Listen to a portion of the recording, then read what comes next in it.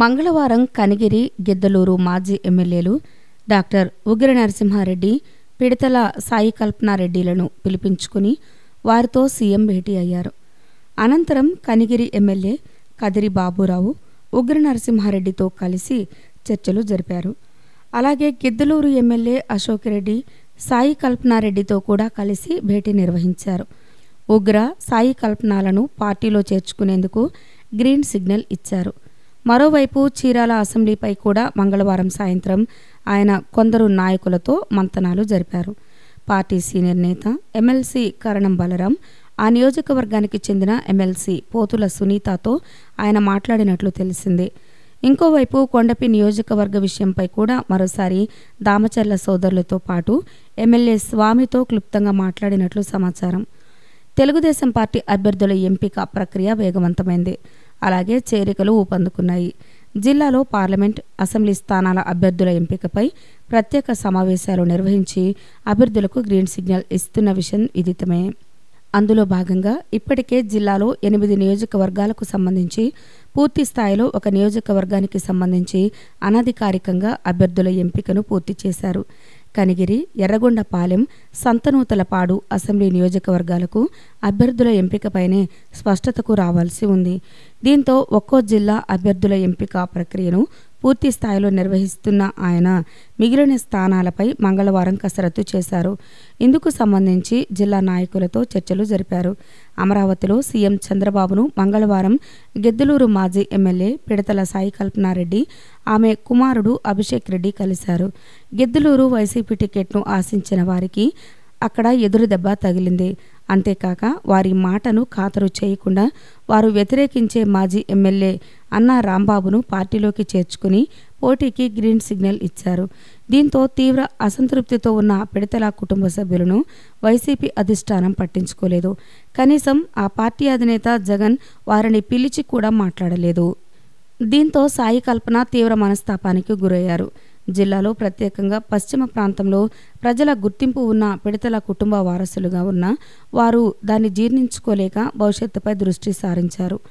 ఈ నేపథ్యంలో అనూహ్యంగా ముఖ్యమంత్రి చంద్రబాబు కార్యాలయం నుంచి సోమవారం అర్ధరాత్రి వారికి సమాచారం వెళ్లినట్లు తెలిసింది. ముఖ్యమంత్రి మిమ్మల్ని కలవాలనుకుంటున్నారని, మంగళవారం వచ్చే కలవాలని సమాచారం ఇచ్చారు. గతంలో సాయి కల్పనారెడ్డి భర్త విజయ్ కుమార్ రెడ్డి ఆకస్మిక మృతి అనంతరం అప్పట్లో సీఎంగా ఉన్న చంద్రబాబు సాయి కల్పనను రంగంలోకి దించి ఎమ్మెల్యేగా గెలిపించారు. అప్పట్లో ఆమెను ప్రోత్సహించారు. 2009 ఎన్నికల సమయంలో టీడీపీ టికెట్టు రాక సాయి కల్పనారెడ్డి పీఆర్పీలో చేరారు. అనంతర పరిణామాల నేపథ్యంలో వైసీపీలో చేరి చురుకైన పాత్ర పోషిస్తున్నారు. ఈ నేపథ్యంలో చంద్రబాబు నుంచి పిలుపు రాగానే గతంలో ఉన్న పరిచయాలను దృష్టిలో ఉంచుకుని మంగళవారం మధ్యాహ్నం సాయి కల్పనారెడ్డి, ఆమె కుమారుడు అభిషేక్ రెడ్డి ఆయన్ను కలిశారు. ఈ సందర్భంగా మీ కుటుంబం అన్నా, మీరన్నా మంచి గౌరవం ఉంది, పార్టీలో చేరండి, మీకు మంచి అవకాశాలు ఇచ్చి ప్రోత్సహిస్తా అని సూచించినట్లు తెలిసింది.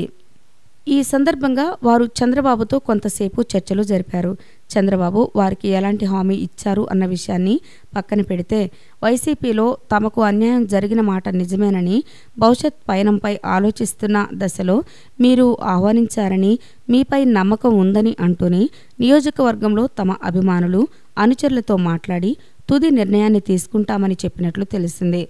ముఖ్యమంత్రి స్పష్టంగా ప్రస్తుతం మీ నియోజకవర్గంలో ఉన్న పరిస్థితుల్లో ఎమ్మెల్యే అశోక్ రెడ్డి పార్టీ అభ్యర్థిగా పోటీ చేస్తారని, ఆయన గెలుపునకు మీరు తోడ్పడాలి అని అంటూ ఇటు సాయి కల్పనారెడ్డి, అభిషేక్ రెడ్డిలను రాజకీయంగా ప్రోత్సహిస్తూ ఒకరికి సముచిత స్థానం కల్పిస్తానని స్పష్టమైన హామీ ఇచ్చినట్లు సమాచారం. అనంతరం గిద్దలూరు ఎమ్మెల్యే అశోక్ రెడ్డి ఒంగోలు పార్లమెంటు నియోజకవర్గ పరిశీలకుడిగా ఉన్న దివి శివరాం లోపలికి వెళ్లగా అందరితో కలిసి ఆయన మరోసారి మాట్లాడినట్లు తెలిసింది. పిడతల కుటుంబం తిరిగి పార్టీలోకి వస్తుందని, మీరందరూ అవసరమైన విధంగా వారికి సహకరించి వారి సేవలను వినియోగించుకోవాలని చంద్రబాబు సూచించినట్లు సమాచారం. కాగా ఈ భేటీకి ముందే దివి శివరాం, మంత్రి నారాయణ, సాయి కల్పనారెడ్డితో ఫోన్లో మంతనాలు జరిపినట్లు కూడా తెలుస్తోంది. ఎమ్మెల్యే అశోక్ రెడ్డి కూడా వారి చేరిక పార్టీకి ఉపయోగకరంగా ఉంటుందని, తనకు ఎలాంటి అభ్యంతరం లేదని ముఖ్యమంత్రికి చెప్పినట్లు సమాచారం. అయితే నియోజకవర్గంలో అనుచరులు, అనునాయులతో మాట్లాడిన తర్వాత సాయి కల్పనారెడ్డి ఎలాంటి నిర్ణయం తీసుకుంటారు అన్నది చూడాలి. ఇదే సమయంలో వైసీపీ అధినేత జగన్ను కలవాలని సాయి కల్పనకు పిలుపు వచ్చినట్లు తెలిసింది.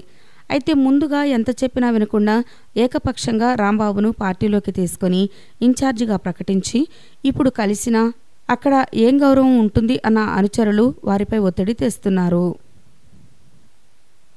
ఈ వీడియో కనుక మీకు నచ్చినట్లయితే లైక్ చేయండి, షేర్ చేయండి. ఇలాంటి లేటెస్ట్ వీడియోస్ కోసం మా ఛానల్ని సబ్స్క్రైబ్ చేసుకోండి.